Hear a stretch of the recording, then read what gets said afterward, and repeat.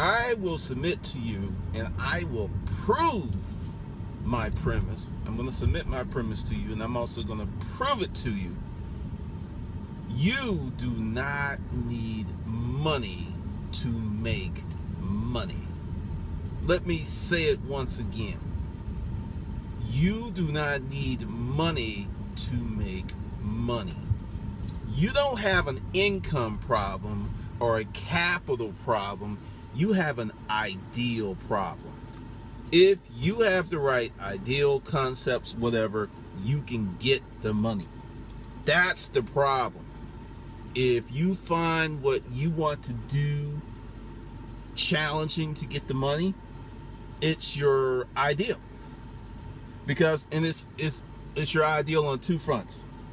If you are not motivated to do whatever you need to do to raise the money on your means, which means sell your house, which means sell your car and get a hoopty, which means, hey, get a roommate or two or three to ease your monthly burden so you can use that money for the business.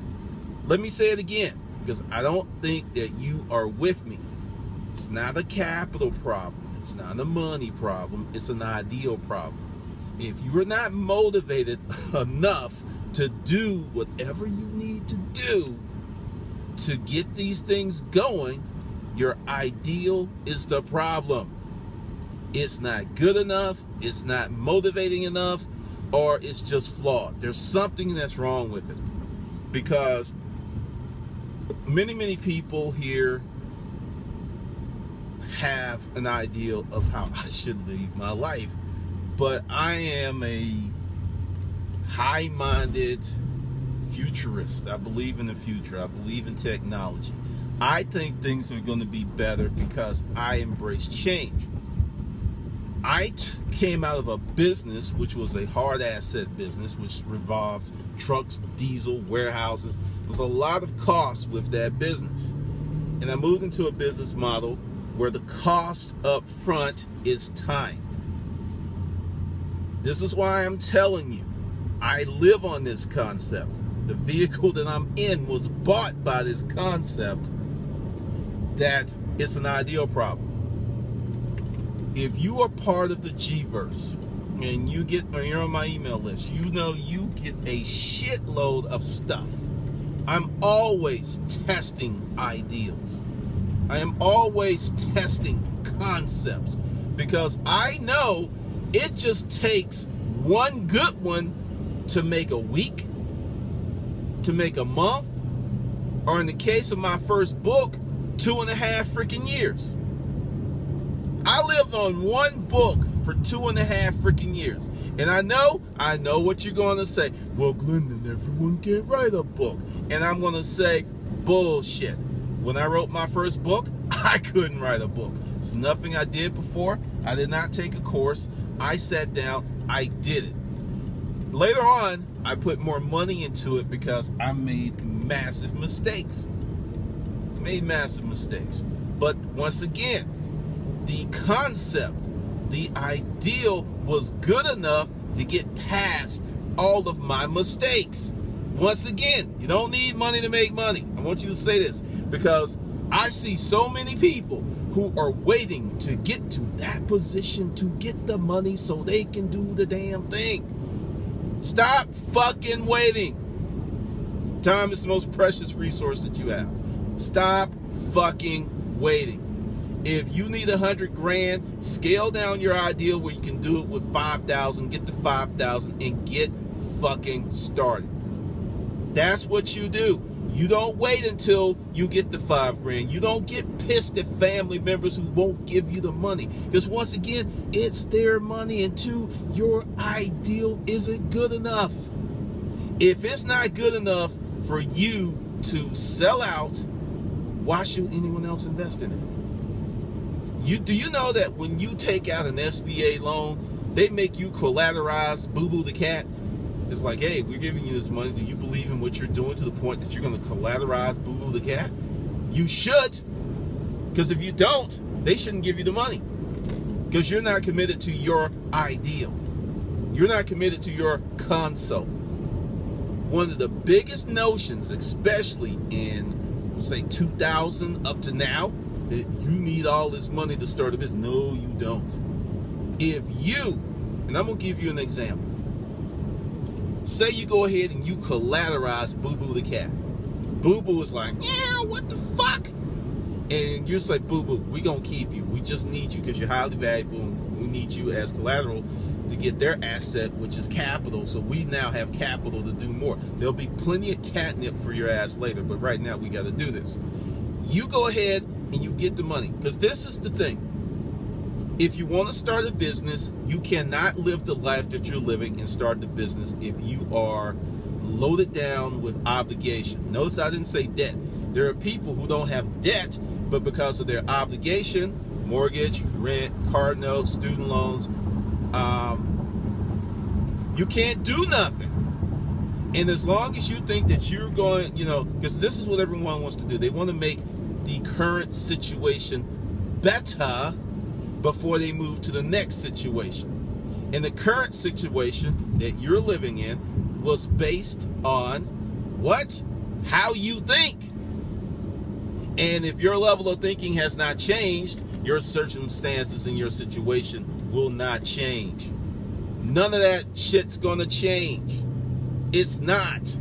Because if it was, you would experience the change. Whenever I am doing stuff and it's not working out, first thing I do is I step up on the podium and go, okay, I fucked up somewhere. Sorry, you know, yeah, I fucked up. Something went wrong.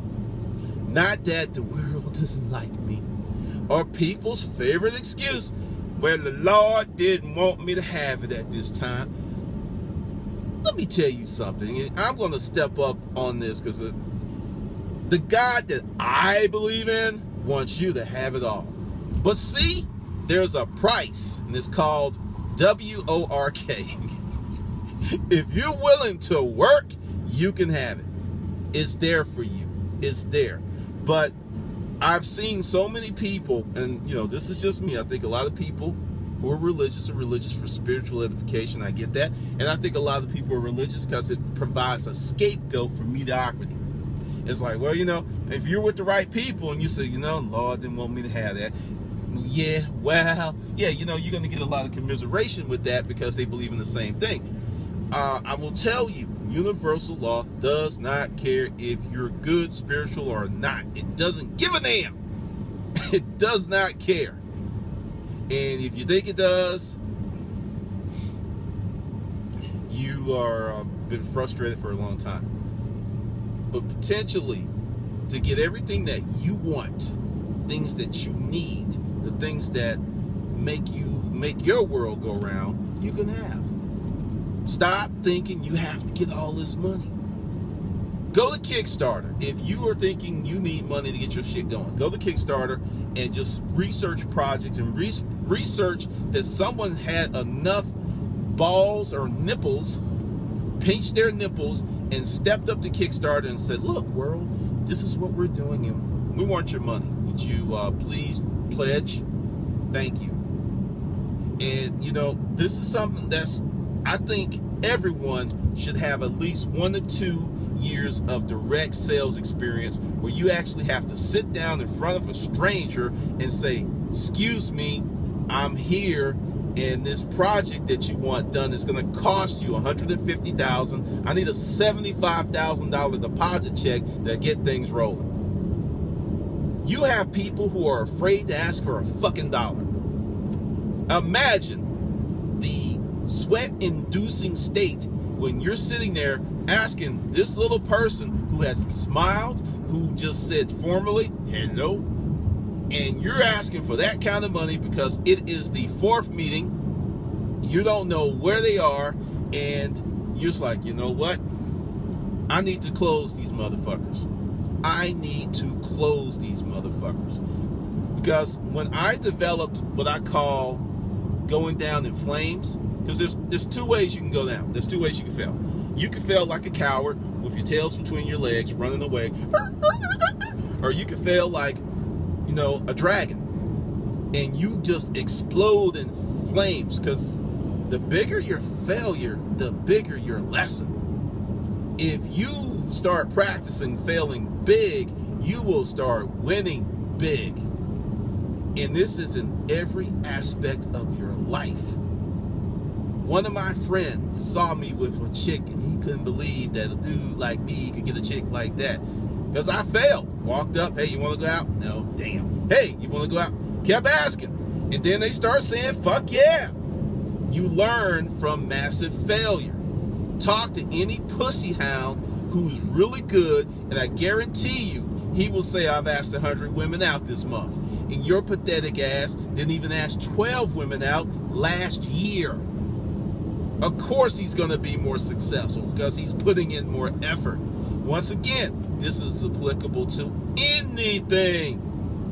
Anything. If you want, you know, like my writing, it's become better because I've made a commitment to do it every day. I've invested in it. And, you know, straight up, I still think I'm in elementary school as for writing. I'm still like in my elementary stage. For me, my personal goal, my journey, my walk in this writing thing. I am like, still like, you know, we get naps at recess and we go to the playground and there's the big merry-go-round and the seesaw. That's where I'm at. And I'm excited because there's more to come. You motherfuckers can't get where you want to go because you are looking for the magic kingdom before you even broke the ground on your victory garden. You haven't done shit, but you want the world. You won't even come up with a fucking idea and fail because, ooh, people will talk about me. Ooh, the negative people in the family. Ooh, I may look silly. Ooh, I might be embarrassed. I might hurt my little feelings. And to you, you will live the life of a coward. You're going to be that person that's 75, 85, 95. With the future, you might be 155, sitting up in your chair, ringing your bell, wondering what the fuck happened, and going back and looking at all of those opportunities that you turned into a scared little bitch and didn't step up to the plate and say, hey, I'm going to put my shot in. You can't hit the goal if you never swing or throw the ball or take the shot. And so many people will not even do it with an idea. You don't need, I'm telling you, I'm here. I'm telling you that you can start a company that can support you and your family for a little to no money. But you will pay in terms of sweat equity, time, experience, mistakes, failure, and falling on your face, falling on your ass. This is how you will pay. So, no, I'm just saying, you can keep sucking corporate cock, going to work to a job that you don't want to, wiping your chin off every day as you go home because you done gurgled so much cum that you, and the thing is, you didn't even like the cock. You didn't even like the pussy you were licking. It was just like, I gotta do it because you were dealing with position leadership. You didn't like these motherfuckers. You didn't want to be around these motherfuckers, but you happened to be there because they had a position that you had to play ball or play with balls to keep your damn job. I'm telling you, that is a horrible way to live.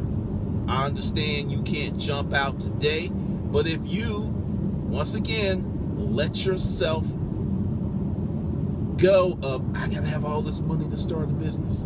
You can start, I'll give you an example of someone I helped. Started a soap business in their apartment. Got laid off, and I was like, had unemployment and looking for a job. I said, if you took that time that you're looking for a job that's 8-10 hours a day, filling out resumes and going to all this bullshit, if you took that same time and put it into your soap, you would be able to sustain yourself. But, you know, I got to get this. I got to get this. I was like, okay. And things started to get dicey. Unemployment was about to run out. Shit was looking lugubrious, dark, gloomy. Somebody started making soap like a crack fiend. Was up all night making soap and was selling the shit for $1 or $2, but was selling like, you know, like what, a pack of 6 for like 10.